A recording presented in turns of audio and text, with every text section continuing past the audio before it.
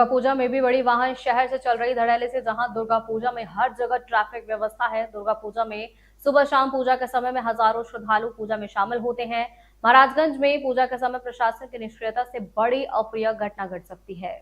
महाराजगंज में पूजा के समय प्रशासन की निष्क्रियता से बड़ी अप्रिय घटना घट सकती है। पूजा के समय बड़े वाहन का धड़ल्ले से आवागमन जारी है। पूजा पंडाल के पास पूजा के समय पुलिस प्रशासन की व्यवस्था नहीं है, जबकि दुर्गा पूजा के पहली शांति समिति में ये गंभीर मुद्दा उठाया गया था। जबकि प्रशासन ने आश्वासन दिया था कि पूजा के समय प्रशासन की व्यवस्था पंडाल के पास होगी, लेकिन प्रशासन की निष्क्रियता किसी बड़ी अनहोनी घटना के बाद आएगी। क्या ये सबसे बड़ा सवाल खड़ा हो रहा है कि आखिर में अब देखना होगा कि प्रशासन निष्क्रियता से कब जागेगा और पंडालों के पास सुबह शाम पूजा के समय पुलिस प्रशासन की तैनाती होगी।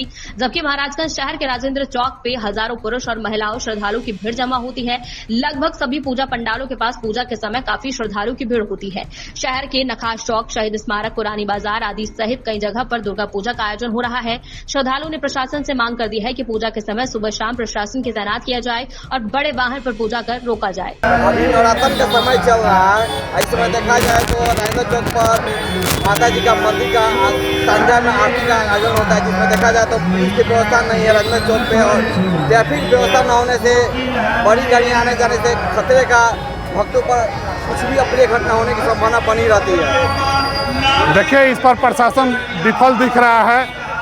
अभी विगत दिनों 2 दिन पहले शांति समिति के बैठक में सब निर्णय लिया गया, लेकिन वह सब निर्णय पेन पेपर में ही रह गया है। इससे हम तो स्वयं नाराज है ही। पीछे जो जनता देख रहे हैं सब अब क्या क्या कह रही है, भद्दी भद्दी अब सुनने को मिल रहा है। आप भी देखें क्या ट्रैफिक व्यवस्था है, बड़ी बड़ी गाड़ियाँ रोकी नहीं जा रही है 10 मिनट, और ट्रैफिक के नाम पर तो यहाँ हौलदार भी नहीं दिया गया है। अब ऐसा उम्मीद हम अपने अनुमंडल प्रशासन से नहीं करते हैं।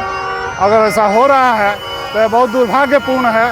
क्या ऐसा मांग करते हैं कि आर्थिक समय में ट्रैफिक व्यवस्था को बड़ी गाड़ियों को रोक दिया जाए कुछ देर के लिए? निश्चित रूप से रोकने की व्यवस्था की गई है। जैसा शांति समिति की बैठक में यह निर्णय हुआ कि बड़ी गाड़ियों को रोका जाएगा। भीड़ भाड़ के समय हर चौक चौराहे जहाँ जहाँ पंडाल लगा है पूजा का, वहाँ फोर्स दिया जाएगा विधि व्यवस्था के लिए।